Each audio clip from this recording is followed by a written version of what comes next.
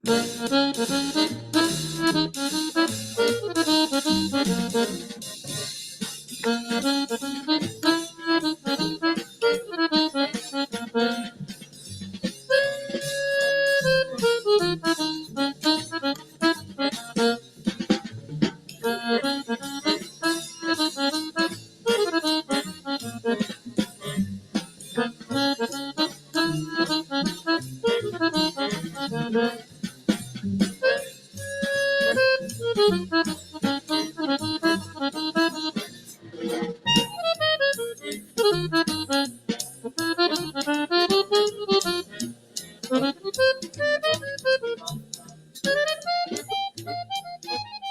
everybody. Welcome to another episode of the Snap Don't Tap podcast. I'm Tony Cecchine, along with the one and only living legend, Joe Cardinale. How you doing, Joe? Doing good, man. It's sunny out. It actually feels like spring for the first time. We're in the It'll 70s. change. Do some training outside finally, get some runs in, some bike rides. So looking forward to that. Well, we're expecting rain here. So before we forget, the next workshop, May 20th at Bender's Martial Arts and Fitness, 1:30 to 3:30. Please go to our social media for the address. And then tentatively, I'm assuming the 28th of May on that's a Sunday at DuPage Krav Maga, 10 a.m. to 12 noon for the month of May. And then we're hopefully going to get back on track with the third Sunday stuff. You know, it seems every month there's something. This month, of course, it's Mother's Day next weekend. And then I think I mentioned at the DuPage school, some people are going to be out of town traveling for quite a while. So, you know, it's just about, you know, that kind of stuff. But yeah, that's about it. So tell us what's the good news, Joe? Any? Well, I mean, I'm glad you wore your church shoes today, Tony, for the podcast and got dressed up because I think we should make it official. This is, you know, your coronation, being the true monarch of McHenry County. So congratulations to that. I know it's been a long time since they've been able to have a coronation. Yes. Yeah. Nicely done. But may all the honors and privileges that bestows, that you can enjoy those now in your reign. You know, I think as part of today's celebration, I think, you know, you'll get a small free Frosty from Wendy's as part of the honor. And yeah, just enjoy that. Yeah, That's a good deal. Exactly. So congratulations once again on your reign. I actually watched some of that coronation yesterday because, you know, I get up early. When I first got up, I forgot about it. But I had been, but I did watch some of it. You know, it's when it comes to pomp and circumstance, I don't know if anybody on earth does it better than the Brits. You know, they're man, you know, it was a production. And it kind of is full circle. You know, I know that's a polarizing issue, the monarchy. I don't have a dog in a fight, so it doesn't matter. But I can remember, you know, 100 years ago when Prince Charles at the time got married to Lady Diana Spencer. And that was big. The wedding was here. And I don't know if I've ever told you my personal Prince Charles story. Did I ever mention this? No, I have no idea. So unlike this is unlike most, well, pretty much every person from the United Kingdom that I've trained, I've actually come the closest in contact with Prince Charles. And I don't remember the exact year. You can probably look it up, 75, 76, somewhere around there. Prince Charles made a visit to the United States. Among his visits was to Cleveland. Okay. And you have gone, when you were with me, we had driven through Bracknell, Ohio, which is basically an enclave of Cleveland where all the millionaires and super rich people live. That's where Prince Charles was staying, at least for a portion of his time.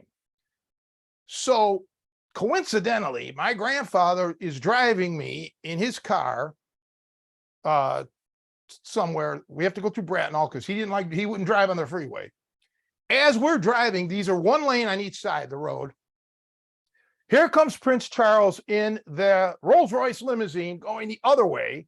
It's just his car and our car. So as Prince Charles is passing us this way, we're going that way. So literally, I was probably within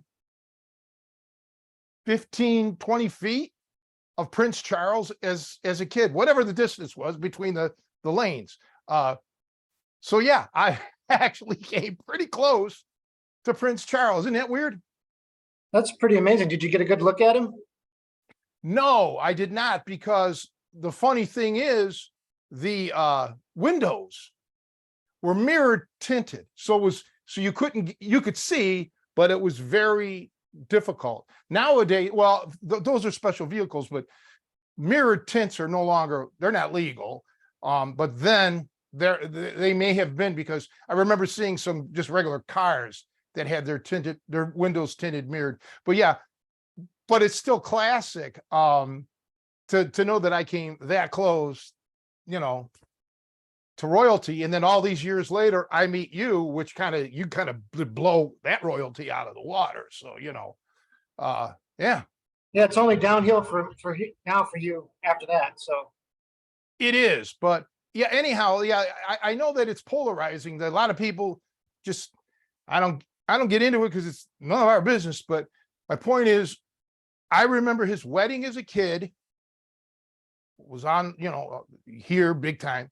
So it's kind of like wrapping things up. It's now become full circle. He's now the king. So I thought it was kind of, well, I might as well watch this because I watched the wedding, whatever it was, 40 years ago. Might as well watch this now. I didn't watch the whole thing. But I watched enough to say, okay, it's history, which it is, But yeah, and then it rained. And, well, I think I got you beat. I got to actually shake the hand of true American royalty. I got to shake Mr. T's hand. well, good. And he probably actually had more gold on him than the king did, actually, I think, at the time. Although at the time he didn't, but I'll give Mr. Well, T I met him too, so we're on even terms there. Well, let's get to the subject, because I think we're going to have to delve into this today. William D. asked via an email. I didn't even think about popping it up, and it will take a minute to find it. But really because he likes the fact that, I'm all about self-defense, and there's not a lot of that left. And talking about adrenaline and how do you develop it, or how do you train for it? And I wish I could just address that. I wish I could say, well, you wake up in the morning and you do this. But unfortunately, it's a very deep, deep subject, and one that involves a lot of study. And before we delve into things, I should probably preface it all by saying these are my opinions, and based on my life experiences, which are direct and also indirect and also clinical, right? Meaning I've had things happen directly to me, life and death on more than one occasion. That's number one. Then people that I know, family members or close friends that have had horrible, horrible things. And that's what I would classify more as indirect, although it can still really be direct. And then I made a life study of it. Not just as a social issue or a political issue or a religious issue, but as a survival issue. Okay. So this has been pretty much my life's work as it revolves around self-defense. And I'm giving a warning, because my advice is as realistic as anything you'll get anywhere, including the military. And what I want to get out to people is, like, if you look at a professional painter, like a house painter or that type of painting, or they wear their special work clothes, and no matter how great of a painter they are, no matter how careful they are, they still get paint on them. They still throw down drop cloths to protect furniture and flooring and wherever.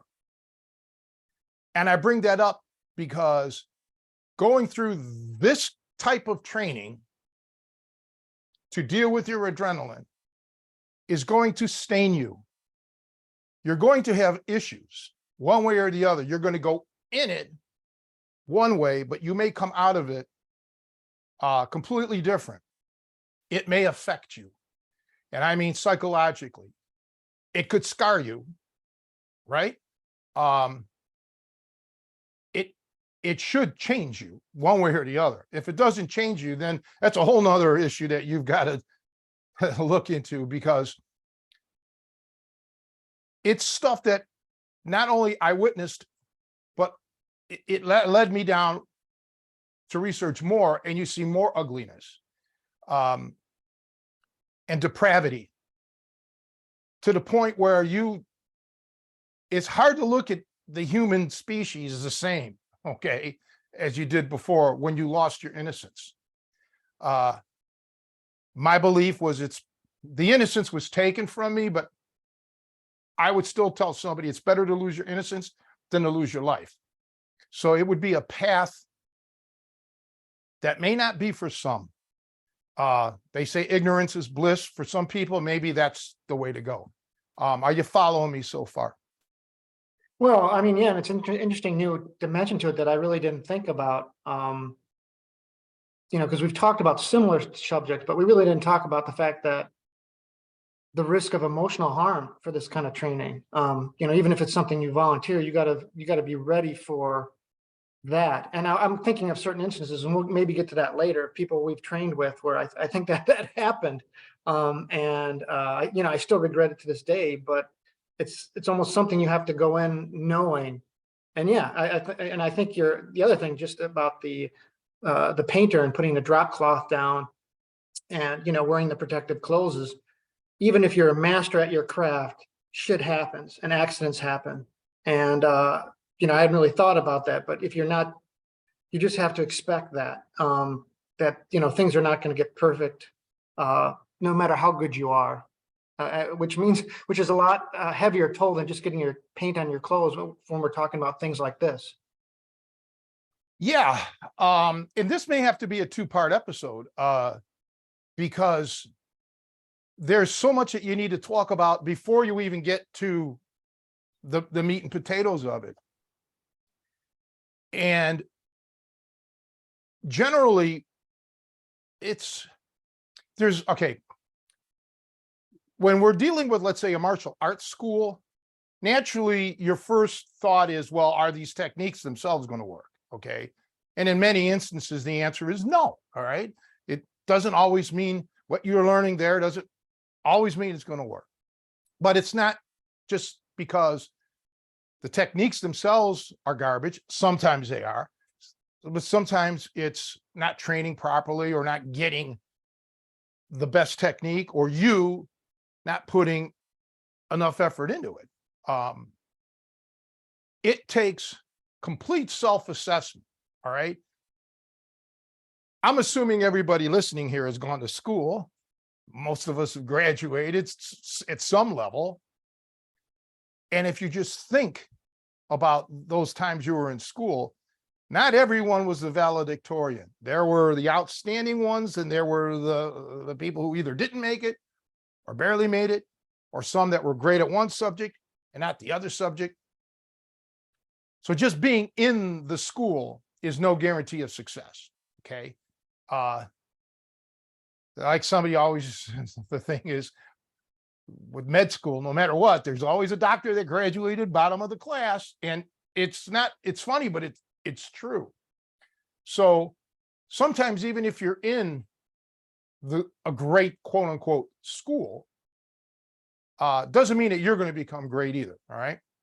So there's so much that you have to look at. But when you're dealing with street defense, or, absolute violent life or death, you have to look at more esoteric things, such as psychology and, situational deals. We just had an incident again yesterday in Texas at the mall We can't really talk. I can't talk about it because not enough information has been released yet outside of 9 people dead. And I think that includes the shooter. All of this stuff can, it's dynamic. We could change. We don't know. But the one thing you learn, or you should learn, is it's how do you deal with these situations before you can learn about adrenaline and how to trigger your adrenaline. You have to kind of get an idea of, how are you psychologically prepared for this? Now, for years, you've heard people talk about fight or flight. All right. And when people talk about fight or flight, that's an incomplete statement, because in the psychological world, it's not just fight or flight. It's 4 F's, really. Fight, flight, freeze, and fawn. Okay. So sometimes these can be red flags if you're talking deeply and you're just mentioning fight or flight. There's more to it. And you don't know which one of those 4 F's relates to you. How, are you going to react in which one of those 4 ways? And secondly, that doesn't universally mean you're always going to act with one of those situations. Okay. It's kind of like having an allergy. You may not be allergic to something, so it won't trigger you at all, but something else that you might not even be aware of may give you an allergic reaction. And these are things that you on yourself have to try to get to the bottom of. What kind of a person are you going to be, under these stressful situations? That's why before you can even get to the adrenaline, you have to be aware that you're probably going to change. One of the best examples I tell people, and then I'll let you talk, is it's not even what somebody says or does to you. It's how you interpret it. Meaning, if you're a grown adult and some little 4-year-old kid is throwing a tantrum, I'm going to kick you, I'm going to hit you, I'm going to beat you up. You're probably not even going to get stressed. You're going to, unless he's got a weapon. But you get my point. You're just going to blow that off because this little child poses no threat. However, if a 6'6", 350-pound NFL lineman is doing the same stuff towards you, man, the whole scenario just changes. Okay. The message was the same, but the messenger was different, and that can trigger a different response. Okay. So you have to factor that in as well. And these are just quick things that I'm bringing up. This goes on and on. It's like layers of an onion. I can talk about this for hours to the point where you're like, shit, I guess I just don't know what's going to happen to me. And you don't, unless you've been there. And then you only have a working knowledge of how you'll react. Okay. But it's better than having no reaction at all. Are you with me now? Yeah, I did have one question though. You mentioned 4 F's. What was the 4th one? Okay, fawn. So what that means is you feel that you can dissuade this situation by falling all over the person verbally. Like, oh, you're such a great guy. Oh, you know what? Like, let's say a woman, all right, or whatever. She can start complimenting the guy and try to calm him down in a scenario that may end up becoming physically or sexually aggressive. A situation like that may not always occur, but it is one of the psychological triggers. That in itself opens up the other can of worms that I tried to tell you the other day to research a little bit. And those two that we're going to cover in a moment can factor into it. And that is tonic immobility and like a situational mute, okay? Mutism. where you become so, let's say, petrified, you're literally frozen. You can't speak. You can't yell for help. You can't scream. Or your body completely freezes. This is the TI. You know, your motor skills just shut down on you, right?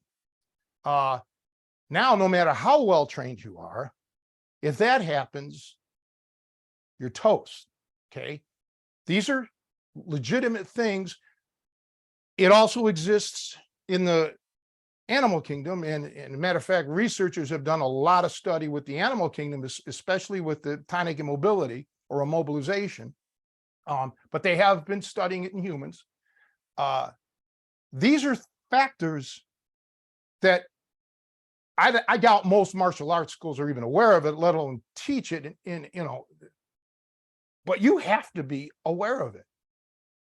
And all of us, everyone listening, everyone watching, has already experienced some of these things. For example, somebody thinks they're funny, a friend of yours thinks they're funny, and they jump out from behind something and scare the shit out of you. Whoa, right? That is a classic example. You may jump, you may not even be able to scream, or you may scream, but you've exhibited something here, one of these things, because you were completely caught off guard. You were slumbering. Now, if you can go back in your memory bank and remember some of these instances, think of yourself as being dead because of that. Because it was just a friend, or it was just a black cat that ran out of the bush. But you were completely oblivious to its being there, or your friend being there, or whatever. If that was a violent encounter, that person got the drop on you and could have killed you, or put you in a situation where it's too late to react, okay? Only you can go back in your memory banks and review this, but I think you should. And it gives you a better idea of how you would react. And know this, your life, the way you reacted 20 years ago, may or may not be the same today, because there's other factors that can change your senses and your perception around. The problem with most traditional sport training is it becomes routine. So all of the stuff that I just talked about now, that's taken out of the equation. You know, it's really not relevant. You have to make it relevant. And it could just well be that where you're training now, if you're even training, they're just not set up for that. They can't do it. Not even, I mean, number one, knowledge wise, but number two, practically, they're just not geared for that. Okay. So I think the most important aspect of it is to realize just how truly prepared or unprepared you are. You have to get a gauge of where you're at. And for everyone, it's different. All schools are different. You know, you can't paint with the broad brush. Yeah, and I think that self-assessment is really important, and being honest with yourself. Because I know it's definitely something that I need to up in my training, you know, and deal with. Because I'm not sure how I'd react in certain circumstances. You know, and some of it is having the opportunity to train those things, and trying to create those opportunities to find the training partners who are going to do that. So maybe we could get into kind of, I don't know if it's too soon, but some of the logistics of how, like, how would you train these things? First and foremost, not in the dojo. Sorry. That's just not the trigger. All right. Now, how can I address this? I don't know. I've never met Count Dante. He was dead before I was just a kid. But he was brought up a couple of times on this podcast, recently, as a matter of fact. And I've seen some video footage of him, and frankly, I'm not impressed with his skill set, although I've talked to people here in Chicago that knew him and said, oh, he could throw down. But one of the things that Dante did in his school, allegedly, okay, this is what I've been told through the years, is that he tried to set up not just realistic scenarios in the dojo, but he got his students jobs that would put them into violent situations, bodyguarding or bouncers, or, you know, security work. something like that. Put them in the real world. I'm not here to say if that actually happened or not, but it's a very good thing. Okay, that's pretty much how it has to be. I didn't have to worry about that because I lived in the environment. So just getting to and from my daily life, leaving the house, put me in harm's way like that. Most people don't feel like they're put in harm's way in their daily life, although it can happen. Violence can happen anywhere. So I think we'll use the term indirect violence. I think you have to expose yourself to indirect violence. Okay, you have to immerse yourself in that world, either by scoping out the areas that are known troubled areas, okay, where you know that you'll probably see something or perhaps even get involved in something, right? If you got the guts to do that, great. I've taken a few people that came for training. Some didn't want to go that route. Some did. One, Tom Antion, wanted to see it. The other is a little less direct, and it is by research. And I've discussed this many times before, by going to your local archives and reading, or talking to police, or talking to prosecutors, or even certain defense lawyers, if you can make that happen. They don't have to give out details as far as breaking, lawyer-client privileges. They could just be anonymous, or they could talk about another client that another lawyer had, or you could, like I say, talk to a prosecutor, talk to the coroner, or someone in the coroner's office about just how did this person get killed? Okay, what were the deadly blows or the deadly stabbing, or where were the targets on the body? Talk to ER doctors, ER nurses, get exposed to it, to the violent crimes. And I'm not talking about like accidents, all right, car accidents or things like that, but that you need to do. Okay, there's no excuse not to do it. And if someone in your, let's say you live in a little tiny town, they don't want to do it, or they just don't have the experience enough, reach out to a larger municipality. It doesn't have to be your area. It could be anywhere on the planet. You're learning about anatomy and you're trying to learn about the human psyche. Do not be afraid to set up an appointment. Don't just barge in. Contact via phone, email, whatever, and really set this up and let them know, be upfront. You're not trying to do an expose. You're not some journalist that's looking to cause a problem. You're a concerned citizen that wants to know, hey, what exactly is it that I have to watch out for? I didn't need to go to a coroner, but when I moved out where I'm at now, I talked to police about what's the situation here.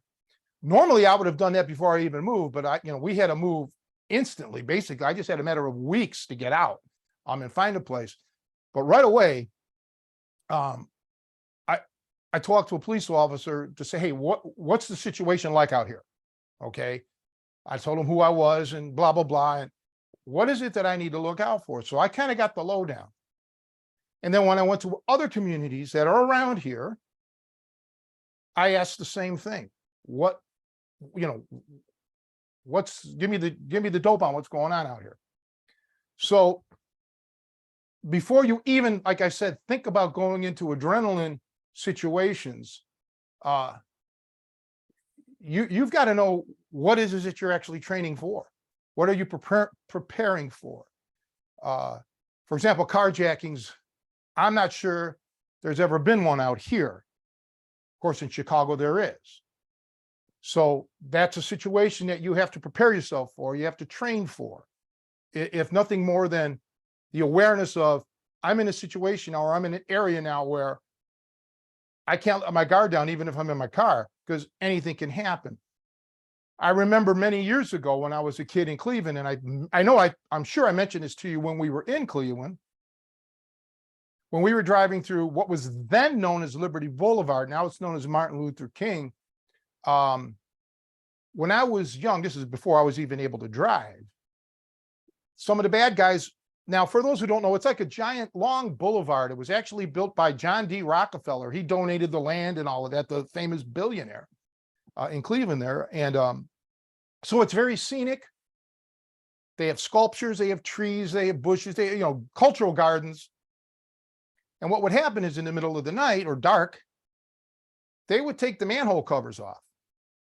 The car that's not paying any attention, boom, goes over the manhole cover, has a blowout or whatever, pulls over to see what's up, and that's where they would get them. Okay. And this is in the 70s. So it's awareness like that. Oh shit, now I got a blowout or whatever. Be aware, okay, I may have to wreck this rim, but I got to drive into a well-lit, safe, and hopefully populated area. That's just a quick example. But you have to be aware.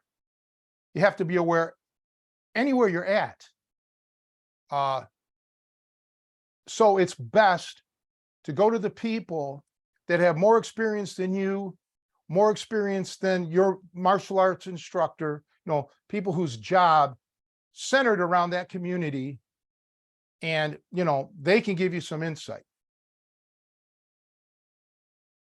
How, do you have any idea how easy it is or difficult, like the process for doing, like would something like a police ride along be something you'd recommend? If you can qualify for that, in my life, I have been extremely lucky.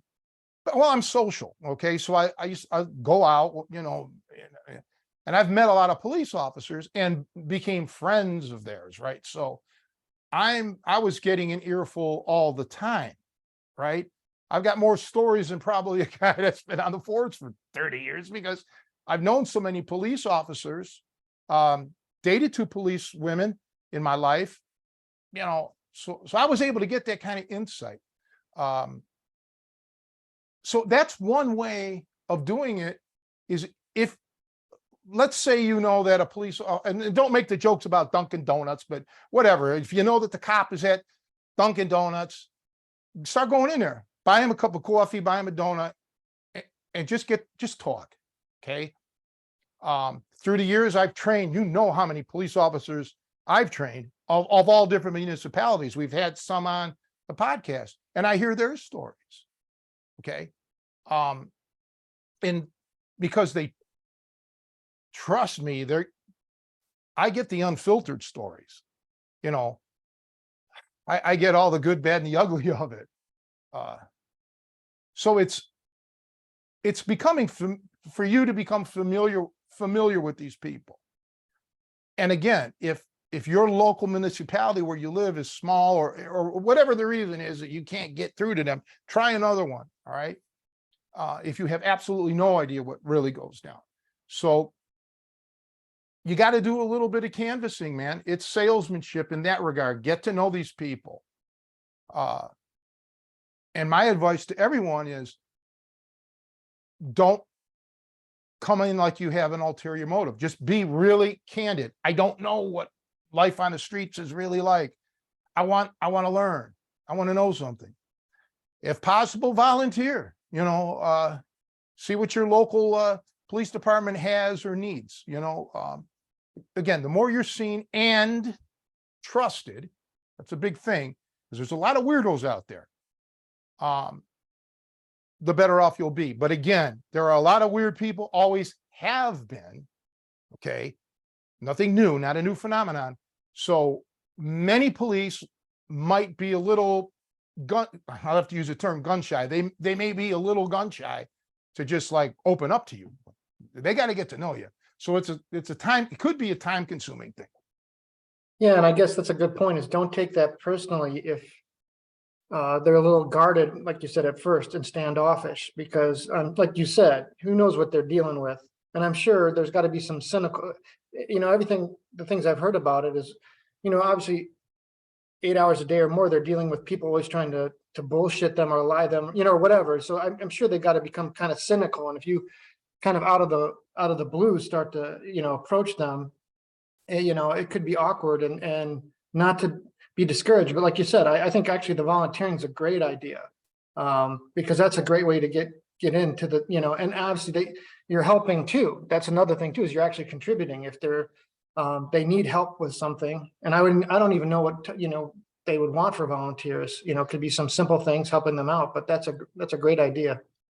Well, another thing, and I've done this personally, and it's easier for me to say this because the way my work schedule was, but take some time off of work. If it's a couple days and you don't really have, you don't have to go to, Miami Beach on vacation, go to the criminal courts and sit in different courts. You're allowed to do that unless it's, some major trial that's, closed to the public, but listen in about maybe a domestic violence, go to family court, right?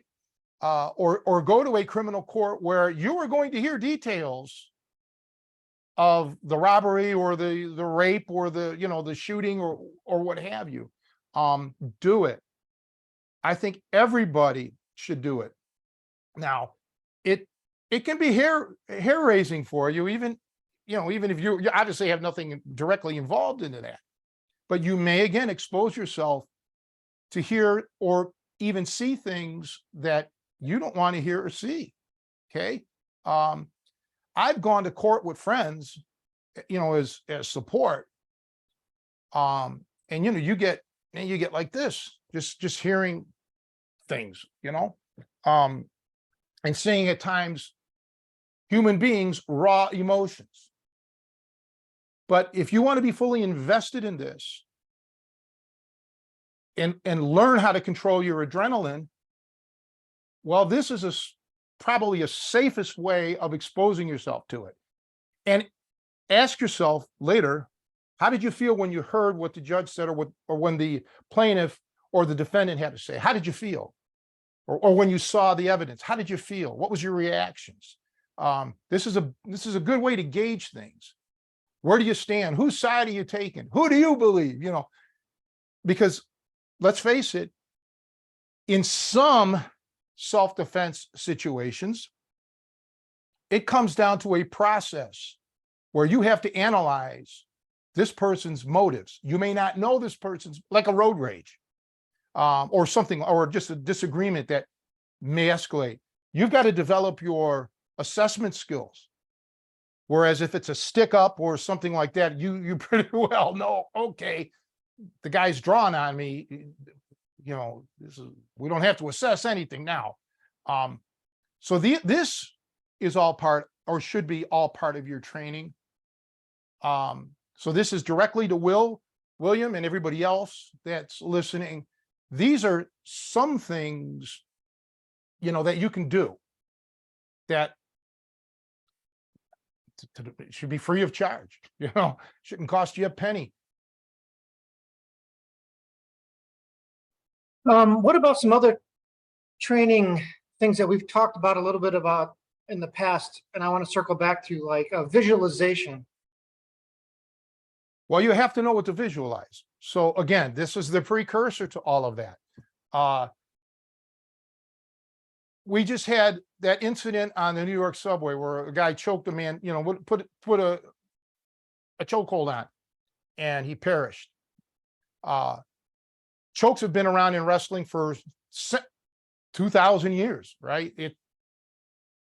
And someone may look at that and say, okay, well, I want to learn how to wrestle, or I want to learn how to do judo or whatever to learn the choke. The chokehold, for lack of a better term, was applied. I want to be careful of what I say here, but in that situation, he was able to apply a chokehold. So let's just say a wrestling grappling move. There are other scenarios in life where a punch was enough. There were scenarios where a kick to the head was enough. I bring that up because just because in this situation a grappling technique was used doesn't mean I'm going to run out to the grappling school. No. Same as if a punch was used. I'm not going to run to the boxing gym because of that incident, or the kick. I'm not going to go to the taekwondo school because of that incident. Every incident, there are more than one way to skin a cat sometimes. So what will work in one scenario may be completely inappropriate or impractical in another scenario. All right. So before you can visualize, because if you're, let's say, a boxer, you're going to always visualize your boxing. That's great. I mean, if that's all you have, but it's better to get more exposed to things. We mentioned a few months ago about Trevor Berbick, former heavyweight champ, got beaten to death with pipes.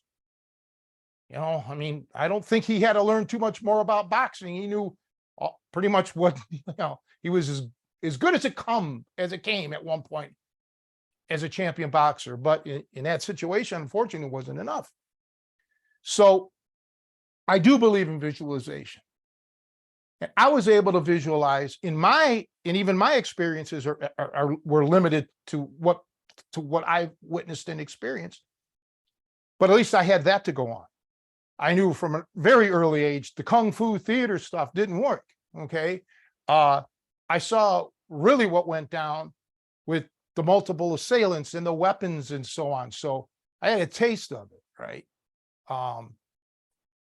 Many people just don't. They don't have that taste. Their taste comes from a TikTok video, maybe, that's hard to see or fleeting. And while that may hopefully trigger you to do something, I hope it triggers you to make an in-depth study into this and really get to find out what's all out there. And then I believe once you have a larger base, you can start with your visualization and then back engineer it, you know, find out what would I need to do here, and then try to fill in the gaps with the appropriate training. That's my advice. Yeah, I think that's really good. Because a lot of times you're not going to have that opportunity, you know, especially in like when you're dealing with techniques, when it's life or death techniques, or just in the real world, you know, like all of our practices, like you said, is in this artificial environment of a gym or a dojo. And so you have to take whatever you're learning and then visualize it in a different context. And I think, like, I mean, we talked about this episode in the news. That's a great opportunity. I mean, it's a tragic situation and very unfortunate. But for those of us who are not a part of it, it can be an opportunity. This is a very specific scenario. Visualize yourself there. I mean, I was immediately emotionally affected by that story because, you know, I take public transportation and I have been in situations where people have acted up, not to the degree that this was described. So this was kind of a little bit stronger. Again, I've only seen a couple of videos about it. I only know a portion of the story. So I'm not trying to pass judgment or anything, but I'm just trying to learn from it and use that to visualize that specific circumstance. Even if you're taking parts of the story and creating your own narrative in your head. I mean, for me, I started to feel adrenaline right away because that is not an uncommon circumstance for, you know, unfortunately, a large metropolitan area, especially, you know, on public transportation, you're gonna run into people who are just crazy and acting up. So it's you know, to be able to tie that to a personal memory is very easy, at least for myself, and start to think about, well, how, you know, I'm not saying, you know, there's some, from what I've seen of the scenario, and I don't want to digress too much, but maybe we should talk a little bit about that with what we know, because obviously we're getting just a glimpse of the data. But it, you know, was what he decided to do the right, was, you know, I guess basically you mentioned earlier about it might just be a punch to the head or a kick or a choke. But I think it's worth reiterating that just like that chokehold, anytime you attack the head or neck, really any attack, but especially in those areas, I mean, you know, they call it a one-punch homicide, right? I mean, you have to know, I'm putting these people, you know, I'm taking lethal action, and be well aware, you know, that, I mean, this guy, like, I think he was trying to do the right thing. It seems like people were in jeopardy on that train, but now he's got himself in some trouble, unfortunately, one way or the other. I don't know all the details, but you've got to think about that too as you're heading up. You know, I think you always said, like, and a fight isn't over until, what is it, like three continuances and a judgment or whatever. Something like that. Yeah. But I'm not going to address that scenario because I wasn't there. I'm not going to get into it. I don't know. And, but I will say this, couple things. I've always said this. You can go back years to hear me say it. Even like on my Snap No Tap video, I'm sure I mentioned it, that you have to assume somebody's going to die here. Okay. You have to go into it with that assumption, either you or him. Okay. So that's at the foundation. And I've mentioned that you have to have all your ducks in a row. You know, you have to have the money for a lawyer. You have to have the life insurance policy for your family. All of this has to be set up beforehand. So you're not worried about that when the shit hits the fan. But the big key here is this. Every human being that's functional has an ego. Okay. Now that doesn't mean they're all egotists, but we all have an ego. Ego is one of those words like diet, okay, where everybody assumes you diet when you're trying to lose weight. No, diet is what it is that you eat. You can diet to lose, you can diet to gain. You can have an ego that's very arrogant. You can have an ego that makes you very self-conscious. But the trick about visualization, and some of you who have done that, many people visualize themselves as the hero or the heroine. They're the winner, male or female. You came out victorious. All right, I'm going to slip that punch. I'm going to throw that jab. I'm going to come with a right cross. I'm going to come with an elbow, whatever. And there's a time and a place for that.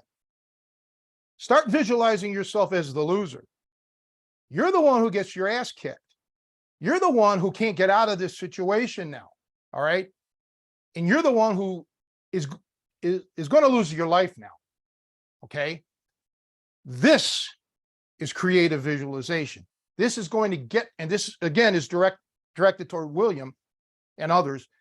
This should get your adrenaline cooking here. When you live the experience, even if you can't physically do it outside in the real world, but in your mind, you're living it as the victim. Okay. And you go over scenario after scenario after scenario of how you can lose. And the more creative that you can become on how you can lose, on how you can get mortally wounded or permanently disfigured, the more creative you can become on ways to prevent that from happening. See, you'll never know how to protect your vulnerabilities unless you expose your vulnerabilities. And in your mind, you can do that because you should know yourself better than, let's say, I do. Although as a coach or as an observer, I can give my unbiased critique. I can watch a fight or any event, sporting event, whatever, and even a movie. I could judge the actors. I don't have to be an actor. I can judge them. Oh, this guy's not good. This girl's not that good. Or wow, they're great.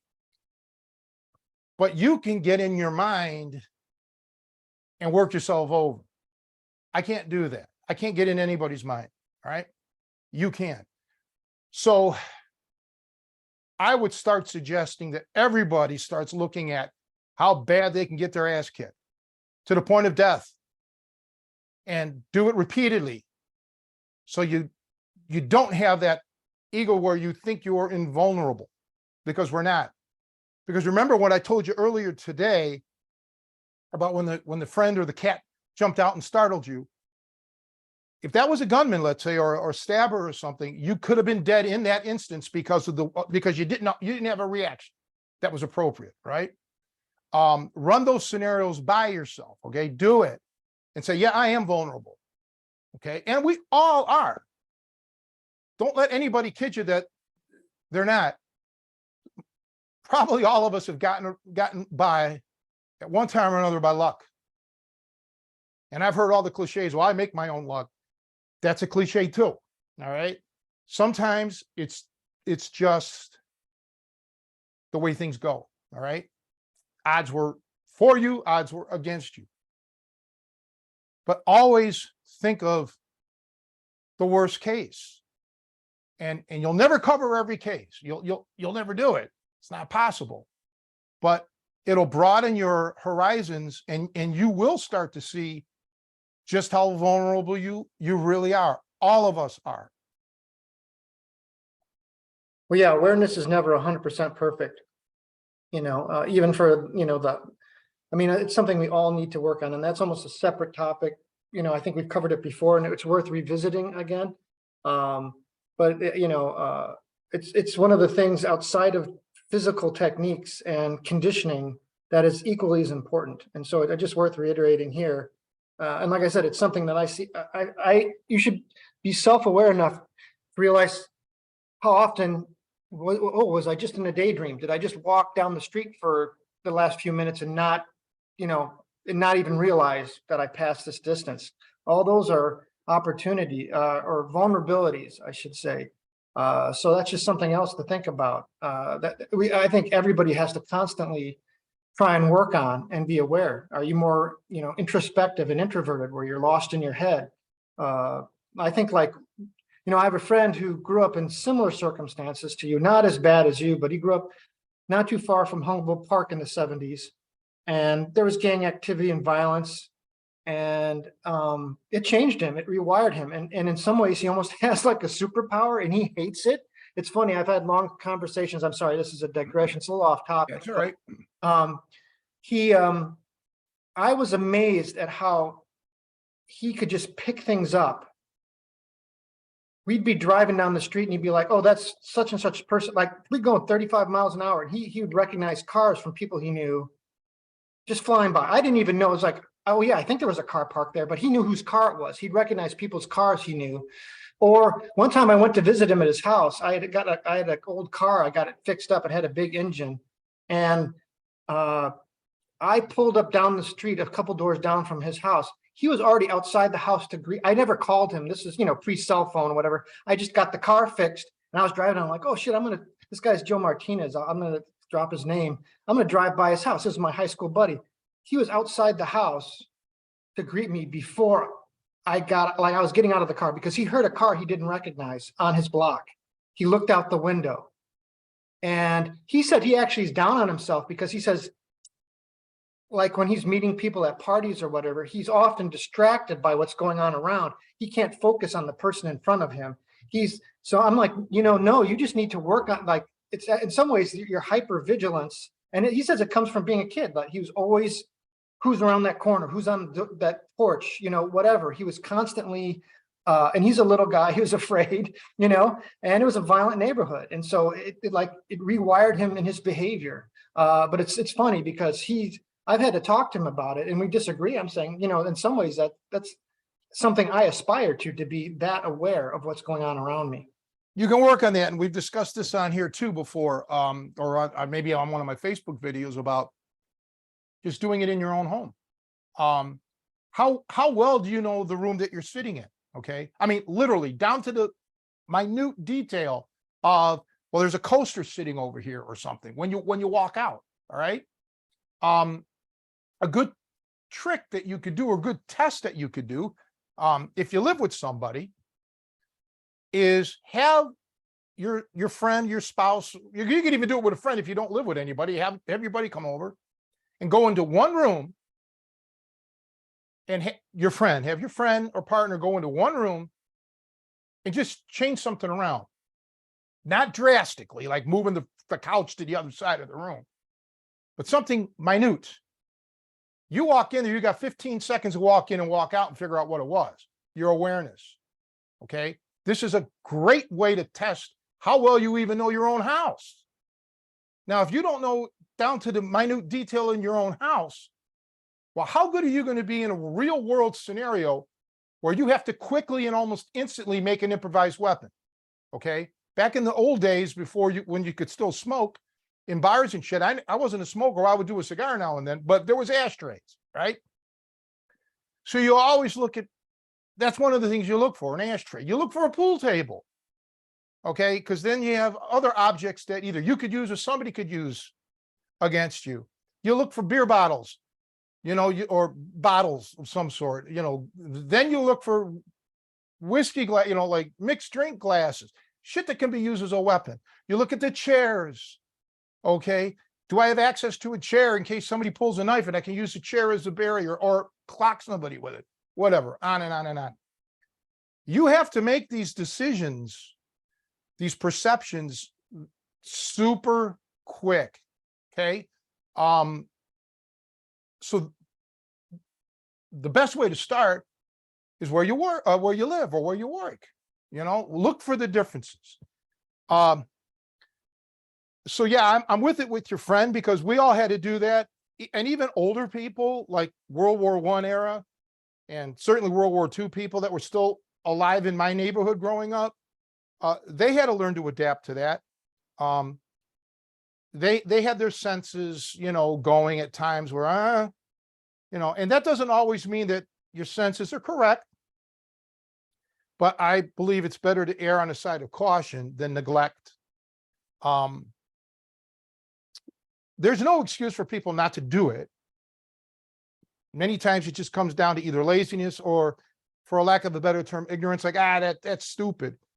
Then don't do it. If that's the way you feel, then it's kind of, you're not going to get anything out of it. But it's, you have to try to make yourself as prepared as possible, because the more prepared you are, the less prone to panic you're going to be, because panic will throw everything out the window, and that will alter your psyche quickly.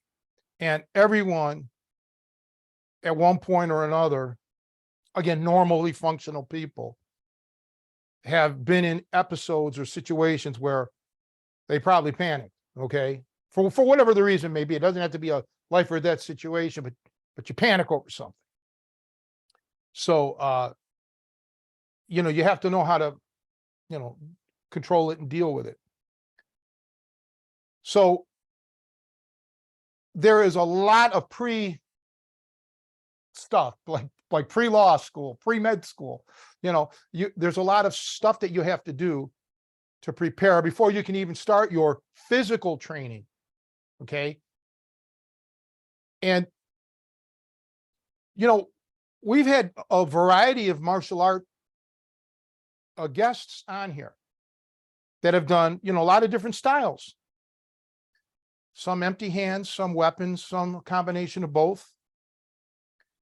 And, not all of everybody's training is geared towards the ultimate end, which is, self-defense. Some of it is strictly sport.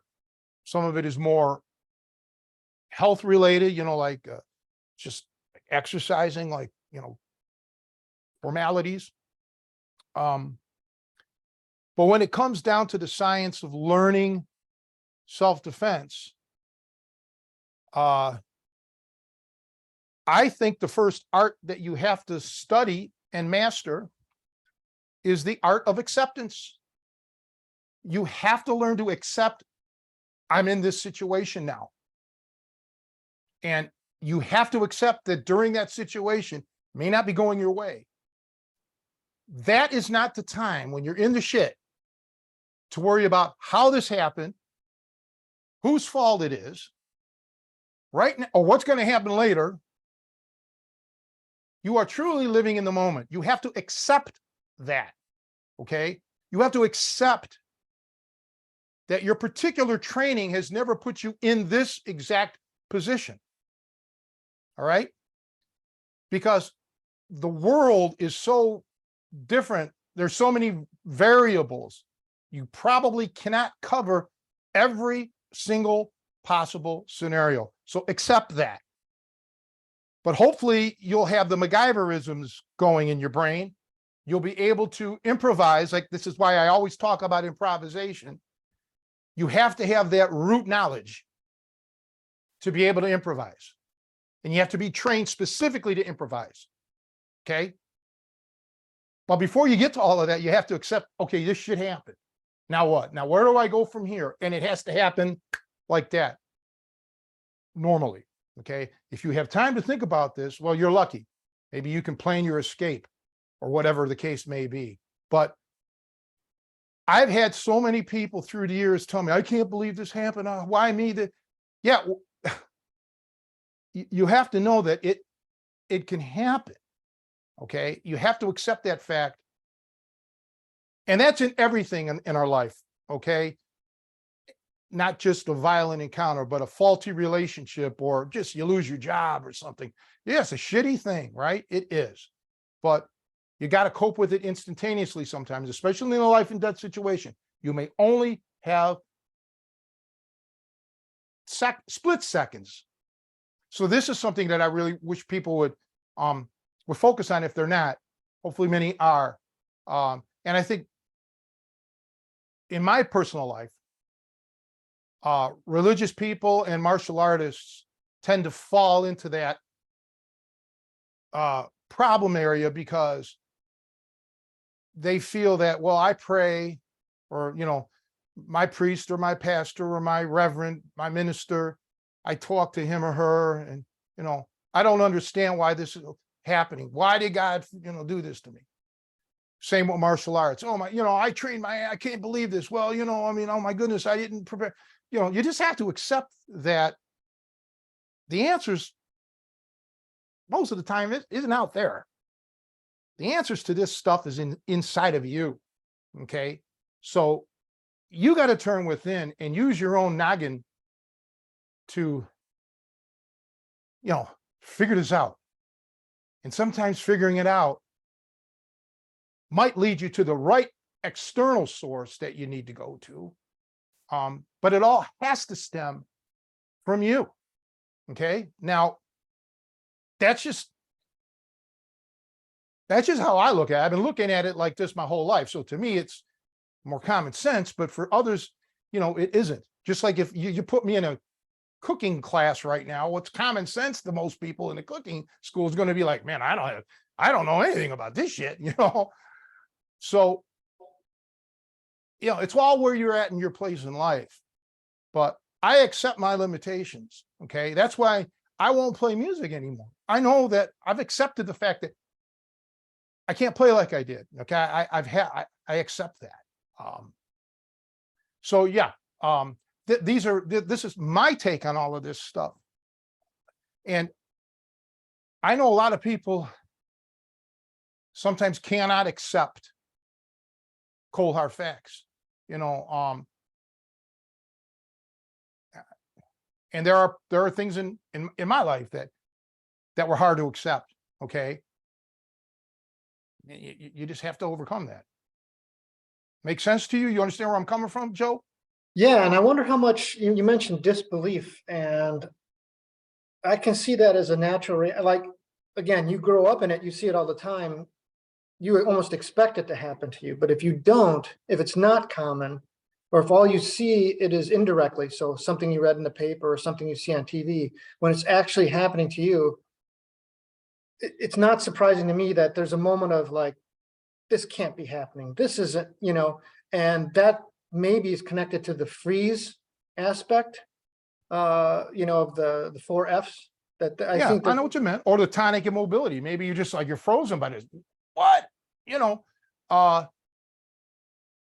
And as I mentioned earlier today, different triggers can trigger one of those different 4 Fs.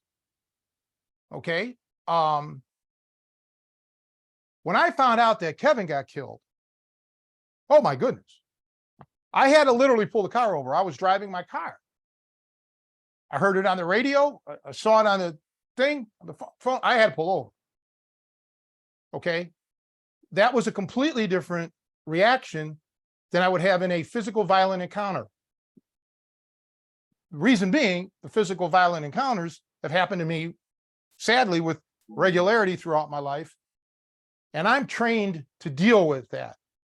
I wasn't trained ever to hear that my best friend in the history of the universe is dead in a plane crash. Yes, it was always in the back of my head. Kevin and I always used to talk about that he was going to go out that way, probably. But that's one of those things that, he's a Superman. Those of you who don't know Kevin, never met him, don't know, but this was a guy that all of us can say we felt was going to live forever. He was one of those guys. So I had a problem with acceptance right then and there. I had a problem, with emotionally, geez, I can't believe this, and so that's the thing. Your reaction to a stimulus is not always universal. You know, you may react to a loving, cute little puppy a complete different way than an angry pit bull or Rottweiler coming at you. Okay. So you don't know. And I've seen people freak out about little dogs that I would think is a cute puppy, to your point, because of whatever their experience was. I mean, literally, yeah, just hyperventilate, freak out, something that because of whatever they had. So, and your point about Kevin and death, and thanks for sharing that I mean, I know it's a very heavy memory for you, but that's a really good point about how our mental, you talked about common sense, and again, I'm not criticizing you. It's just a natural reaction. We tend to think certain people aren't going to not be with us. They're not going to die. Like, you can't imagine, especially if they're younger. I had a friend who lost a daughter. I don't, want to get into details, but it's something I think for us to cope with the reality of death, that it can really every day. I mean, I hate, we talk about cliches and how, but tomorrow is not a guarantee for any of us. There is no Superman. There is no one who's immortal. But to cope with that reality, I think we almost have to kind of say, well, what are the odds? Like, it's not likely. And that's fine. But I guess to the thing, like a violent assault might not be very likely in your scenario, but like the way death can surprise you, like you're just not prepared for, and that kind of, I guess it's like an analogy of like, yeah, if you haven't prepared yourself mentally for this reality. Now, obviously, if someone's going through a long illness, you have time to start saying, okay, this is like, I lost a cousin a couple of years ago, but he was sick for a long time, and everybody was, had coped with it and was in some ways hoping to end his suffering. So it was a very different reaction. We had opportunity to brace ourselves for it. But when it's sudden like that, unexpected, and that's the way a lot like these violent attacks can be. You're not a lot of times you're not in a scenario where you're just driving to wherever, you're going to the store, and all of a sudden something happens. That surprise can freeze you, and you're not mentally prepared for it. So, yeah, I wanted to say, going back to visualization before I forgot it too. Another trick that I use, for what it's worth, when I'm going about my daily routine, because if I see someone who looks like they could be violent, or they're intimidating, whatever, they're bigger, however they look like I will catalog that and use them kind of as who I'm visualizing for that week or whatever. Like, okay, what if this person did act up? He's going to play the role of the bad guy now in my head, because I had a reaction to this guy. He set off alarms. He's someone I would not want to tangle with if I had to, like, that's something when you're going about your day that may help make it real, because it's something you had like a visceral reaction to, and try and channel that. Yeah, absolutely. I mean, we all have that, the stereotypical situation. Doesn't even have to be a human being. Could be a dog. You were attacked as a dog, or you were always as a kid, or you were always afraid of that. This is why this is such an individual thing. So everyone will have their own little scenario that only they can create. And that's why getting to know yourself, getting to know your mind, is the key here, right? And it's okay to get down on yourself a little bit. It's okay to, as long as you're using it as an impetus, right? To kickstart you and get you working into this. Because when I'm talking about ultimately training in high adrenaline situations, you really have to make sure that you're okay with this. And as we know, there have been some students that we've put through certain aspects of our training that they've fallen to pieces, grown men crying, and they fell apart, and never to see them again. Okay, because they folded, knowing even that it was safe, but just being exposed to this type of training, was too much. No shame in that.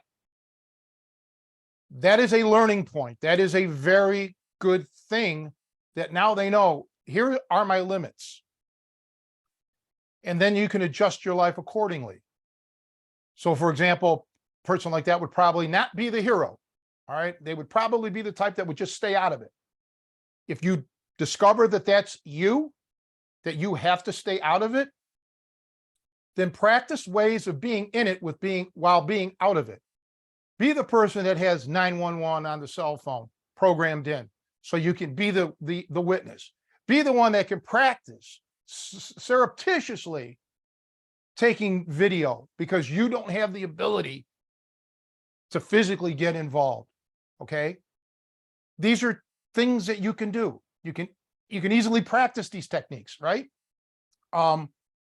Instead of dialing 911 on your phone for practice, put in a phone, just a number that, goes to a voicemail or some shit. And just throughout the day, just practice instantly getting to that button and hitting it. Okay.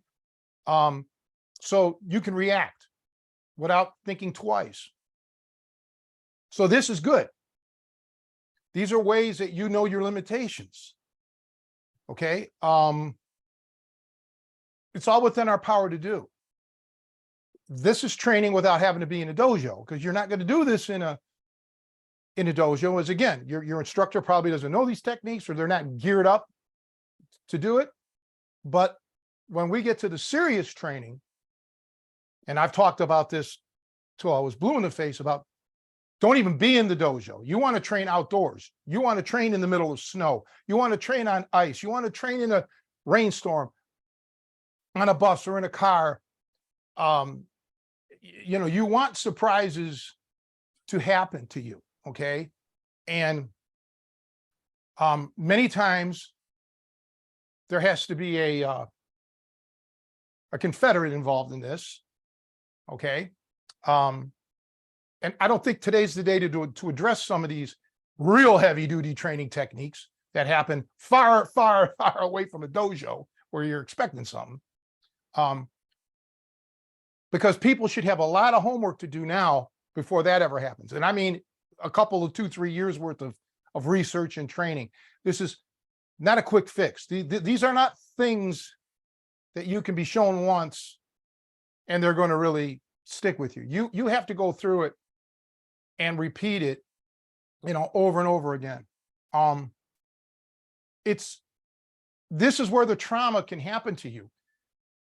You can get scarred from this because your innocence is lost. And all of us, I'm sure all of us, every one of us has experienced that in some way. Maybe a family member turned on you. Your romance, when you were a young kid, you thought everything was going to be perfect. Everybody's going to love me. The girl's going to be mine forever. Or the guy's going to be mine forever. And it doesn't turn out that way. And, it was a bad situation. And now you carry that with you. You may not constantly bring it up, but it's always there with you, right? You're never quite the same. Innocence lost.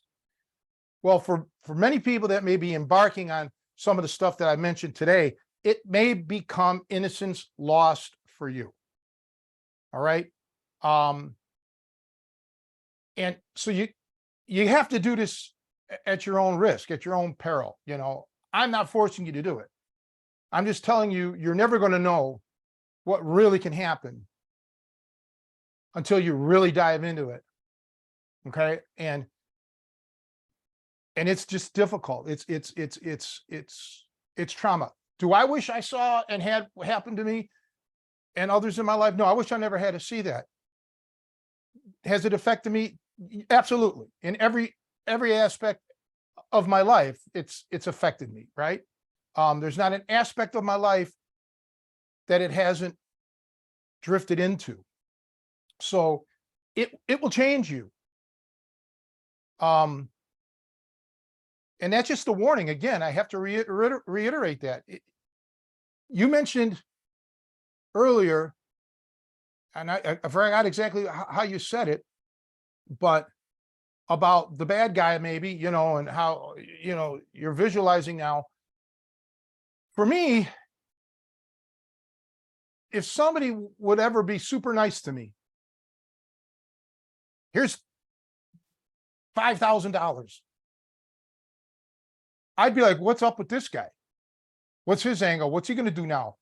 You know, I would take the very suspicious, negative, approach to it, because I've seen that throughout my life. I've seen, not only directly, but I've seen it with other people getting set up for shit. So we all carry baggage in some way or another. It's just a question of, how much is it going to damage us if we react in a certain way? Okay, so if somebody was going to give me $5,000 and I was all, you're full of shit or whatever I say, or, and he walks away and never to talk to me again, well, I lost $5,000. But I didn't lose my life. I didn't get scarred. So I got to look at it as a, opportunity lost. I just care about people out there not losing their life, the life of a loved one, their physicality in any way, shape, or form. I just don't want that to happen. And that's why I am vehement that so many people that, claim things about self-defense they're not aware. Yes, that technique may have worked in an isolated incident, but there is just so much more to it. Anybody who's ever gone to a doctor knows it is rare, unless it's like obvious your bone's sticking out. It's a matter of tests and try this and try that until we can, get to it. And these are people who spent their lives in medicine. Rarely is it, open and shut. And it's great when it is. It's awesome. And there's parallels. Sometimes in a street fight, all it takes is a good left hook or, a right cross. But what if that isn't enough? What if your takedowns aren't good enough? What if you shouldn't have been fighting off your back because now you're a dead duck? These are scenarios that play out all the time. What if it is a mass shooter?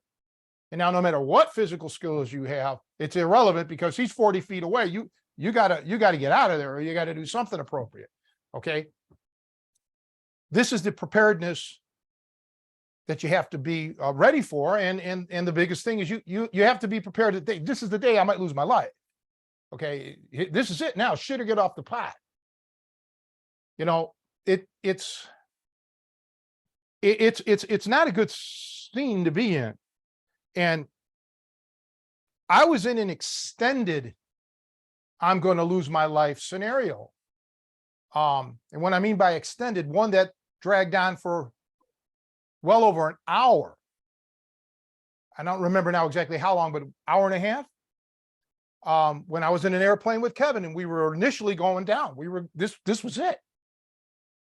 And we got caught in a thunderstorm, leaving Mena, Arkansas, and there's mountains around. We can't see shit.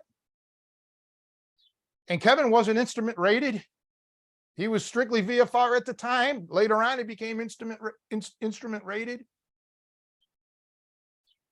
We just said our goodbyes to one another. This is it. Probably going down. Both of us are on the controls, trying to keep it, doing what we have to do. And that drama played out. Okay. Where you're pretty much, helpless, and you have to come to the acceptance. There was no panic. There was no hysteria. It was just okay, we have to accept this shit. This just happened. Okay. But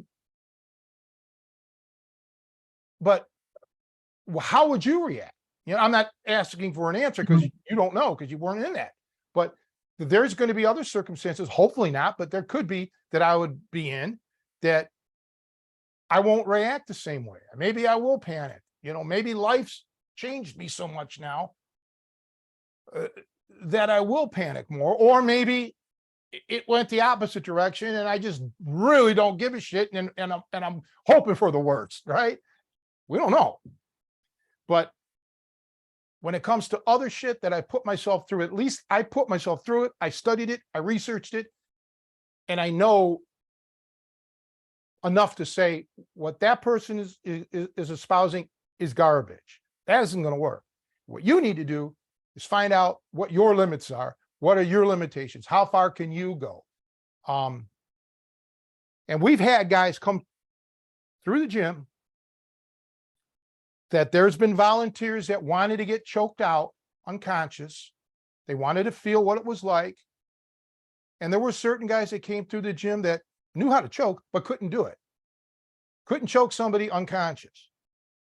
This is just the way it was. They just, even though it was a complete safe environment, they didn't have it in them to do that. Okay, learning experience for them. Now they know that there's limits to what they will do in a situation, at least at that level. So it is truly all about self-awareness, knowing how far you can go. How far do you want to go? Do you think that you can get to where you need to go based on what you know, or do you need to learn more to get to where you want to go? You know, it's a deep subject and it's a different answer for everybody. I think I know we got kind of tight on time. We need to wrap things up, but I wanted to kind of just touch back on one last thing. You kind of mentioned how going to expose yourself to these things can permanently injure or scar you. And I think it's a good analogy with physical training, that, when you go out to train, even if it's not martial arts, even if you're not fighting, whether you're lifting weights or running, you're risking getting injured. And that's, we forget that there could also be psychological injuries. And some of these injuries, like athletic, you can carry for the rest of your life. You jack up your knee, you're permanently weaker because of that. You're more vulnerable as a result of that. And I guess it's kind of a statement and also a question to you, Tony. And I guess a warning to the listeners, as I'm just thinking this through, is that just like physical, I guess, do you think it's like physical training in the sense that, like, if all of a sudden I said, okay, I'm just going to try and deadlift 315, I've never deadlifted before, the likelihood of me screwing up my back in a way that will be problems that I may have for the rest of my life, very likely, because I basically jumped off the deep end. Isn't it better to kind of, I guess, basically in the weightlifting analogy, you should incrementally build up and strengthen yourself. And we all know this about physical training. You don't jump in right away at 100%. I imagine you must recommend that for the psychological as well.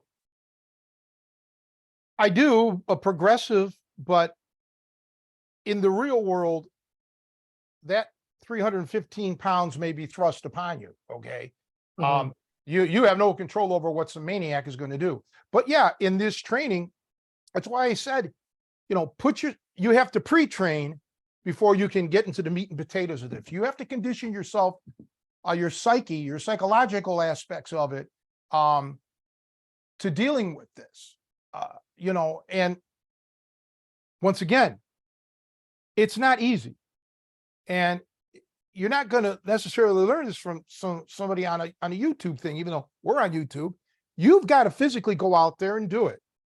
Okay. You got to go to the morgue, or you got to talk to the DA or the police or whatever. Go to the library and do the research. Get off the damn internet. Go to the library, physically get off your ass and do something, right?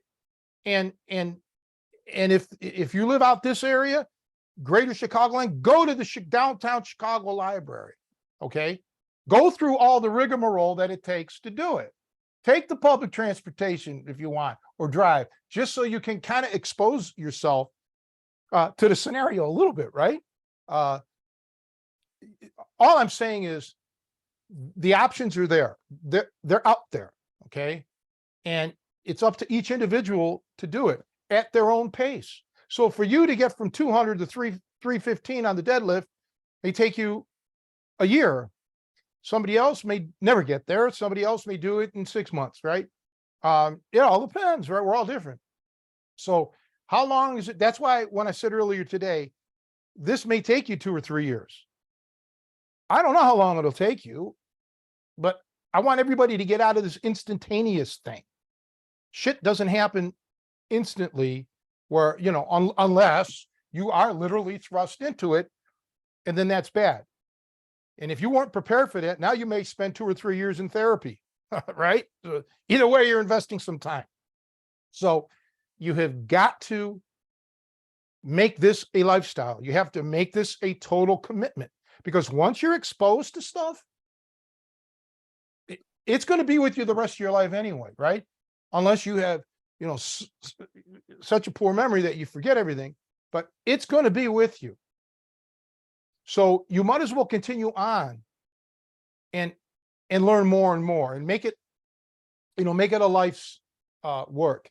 Now, a police officer is not, that's not their line of duty is, they say protect and serve, but obviously we know they're there 90% of the time, afterwards, right? And some of them become bogged down with paperwork. Detectives generally are, after the fact. So, but you're going to them to learn details of what happened, learning about how humans interact, how violence can escalate, what vulnerable targets were used. And even if the person isn't dead, you may just learn the resiliency of the human body. When these people talk about this pressure point don't work and I can fight through that, so on, people fight through broken elbows in fights or your knee blown out too. Okay. So submissions aren't the be all end all either, certain submissions. Okay. So, but you need to know that, you need to learn that. And if you don't know already, and you don't want to take my word for it, talk to the police, talk to any cop in the big city, maybe even in the rural areas that have high drugs, if they've had to ever deal with somebody on PCP. Hey, they ain't doing that one-on-one, pal. Okay. I could tell you stories about shit the cops in Chicago told me about what they had to go. Some were funny stories. Okay. Well, I'll share one. This police officer, Richie, he was one of the arresting officers apprehending this guy that was just drugged up. It took about 7 or 8 police officers to finally subdue him. He was violent in getting in the vehicle, all the way to the police precinct, everything. Just bad. So I don't know what the crime was. It wasn't anything serious, but he just freaked PCP. They couldn't handle him. About a week later or so, he shows back up at the precinct. Richie was there, a couple other police, and Richie told me, we all put our hands on our pistols. We weren't playing around. And the guy literally walked in to apologize for how he was and that, the drugs and the whole bit. And that's a happy ending. That's a funny story. It's a happy ending, but it's also indicative of what you may deal with out on the streets. Okay. And I don't care who you are. If your training isn't geared to deal with something like that, a guy that's, just completely stroked down on PCP and has the strength of a mountain lion or some shit, you're in for a world of hurt. Okay. And, now the police are in a different situation than an ordinary citizen, but the ordinary citizen, I don't care how much training you have, you may be, better off starting to plot your escape here from this deal. So get out there and talk to enough police. Don't talk to just one, talk to several, as many as you can. There's never a limit to how many. You can never say, okay, I've talked to enough. You never can talk to enough. Okay. This should be something that goes on the rest of your life, because again, human beings are unique. They can be criminally creative. They can be sadistically creative. I know stories about, the outfit and organized crime and some of the shit that these guys have done. Okay. That are sickening, torturous.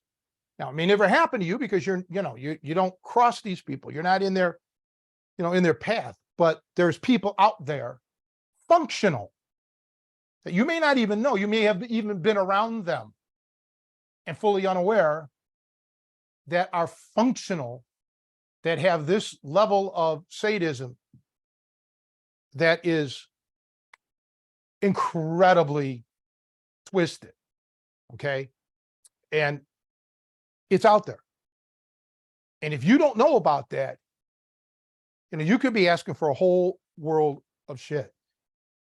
I've lost out on a lot in life, but I've also experienced and been around enough to know that as poor as I may be, financially poor, I'm extraordinarily rich because of the people that I've met, good and bad, friends and not friends. right? And I don't mean enemies, but friends, people that I never really befriended. But I got a wealth of that kind of knowledge. And you can too, you know, especially like if you lived in Chicago, hang with me, you know, invite me out. I'll take you around to places where you can get exposed to shit, as long as you keep your mouth shut and be there as an observer and learn. So, you know, not everybody cares enough to do that. You've been to some places with me. Martin certainly has. Vince definitely has, because I've met him in places like that. So, you know, yeah, it's a lifetime journey just to end up knowing that I don't know all that much yet, right? There's still a lot to learn. So yeah, just keep on learning, everybody. Expose yourselves. We'll do a follow-up on this. I'll let this podcast alone for, you know, a few months to let the people stew on this and start implementing it. Okay. And then we'll do a follow-up. But I'm telling you now, you have to become intense with at least your academic study or pursuit of it at this stage of the game before you even think about physically putting yourself in it. Because you know what? It's like method acting, right? Method actors, you know, Pacino and De Niro, they get into their character. All right. It's all an act, right? I mean, they don't live that life. They're momentarily in that, you know, in that role of that character for however long the filming lasts. Okay. But it's an act. You know, De Niro isn't, you know, the Godfather. He isn't Jake LaMotta. You have to prepare yourself for really being that character, that you know, that quote unquote on the spot. I hate to use the term victim because you don't want to be the victim, but we'll use that term now. The on the spot victim. That you're preparing for a real world role. Okay, you're not preparing for. And if you're doing this in the dojo and all this other shit, you're just Robert De Niro. It's always going to be an act, and you're never going to really know. And there's a good chance that you may actually fail. Because, you know, I've seen a lot of these quote unquote street fights, right? They're all simple fights. They're not against murderers and like crazed people. We've seen that. Okay. Those videos tend to be amputated from the internet, right? They're gone. They're hard to see those. You got to really dig for them. So things aren't antiseptic. So all I'm saying is, if you're going to prepare for this, people, don't be a method actor. You got to dig in there knowing that this could be your role in real life, and you're not going to get paid for it. Matter of fact, it may cost you everything you've ever made and then some. So that's pretty much what I have to say on this subject. It's just a serious, serious matter, and I don't think enough people take it serious. No, I think this was really great, a really great conversation, and I'm looking forward to the follow-up conversation. Well, yeah. So again, everybody, not Tuesday. What is it? Saturday, May 20th, Sunday, May 18th, or May 28th. I mean, and that's. I'm sure I got a text from one of the guys. I haven't really confirmed it yet with Chuck May, but I'm sure that's going to be the case. We'll follow up next week. And happy Mother's Day to everybody. And although we will do a podcast next week, but yeah, I'm saying an early happy Mother's Day. But yeah, thanks a lot, everybody, for watching and listening, and we'll see you all next week. Bye.